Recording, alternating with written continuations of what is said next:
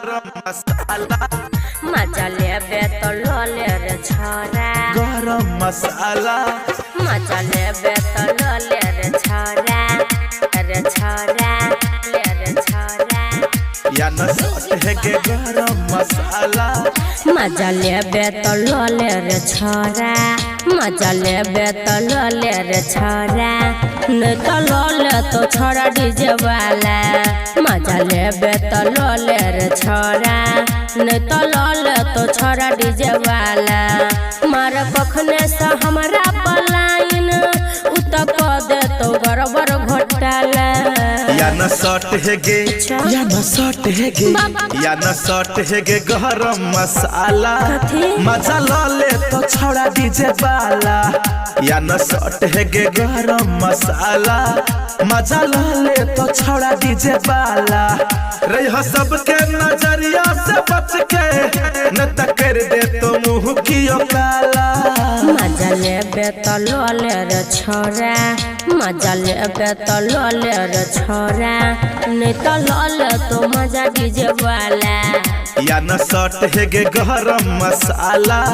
मजा ले तो छोड़ा डीजे वाला डीजे दयानंद दिलदार सरस्वती स्थान कठरा दी टोल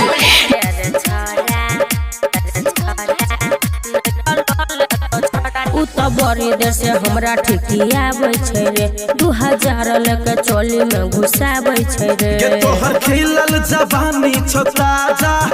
तोरो मन छो मारे के गे मजा लाज नहीं हो छु रे हमर धर पय छतिया तू बुझै न छै बतिया सब करै छै खूबे रे हाला या न सट है गे गरम मसाला या न सट है गे गरम मसाला मजा ले तो छोड़ा डीजे वाला मजा लेबे तो ले रे छोरा मजा लेबे तो ले रे छोरा नहीं तो ले तो छोरा डीजे वाला या न सट है गे गरम डीजे दयानंद दिलदार सरस्वती स्थान कठरा दी टोल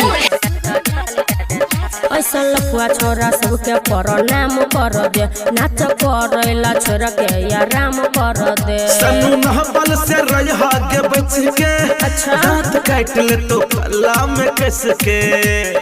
बाप रे बाप नहीं तो ले तो पीछा पड़ल कौशल की छै समस्या के हल कुछो करबै त दाब देतै गाला या न सट है गे या न सट है गे या न सट है गे गरम मसाला मजा ले तो छोड़ा डीजे वाला मजा लेबे तो ले रे छोरा नहीं तो ले तो छोरा डीजे वाला या न सट है गे गरम मसाला मजा ले तो छोड़ा डीजे वाला मजा लेबे तो ले रे छोरा नहीं तो ले तो छोरा डीजे वाला या न सट है गे गरम मसाला मजा ले तो छोड़ा डीजे वाला।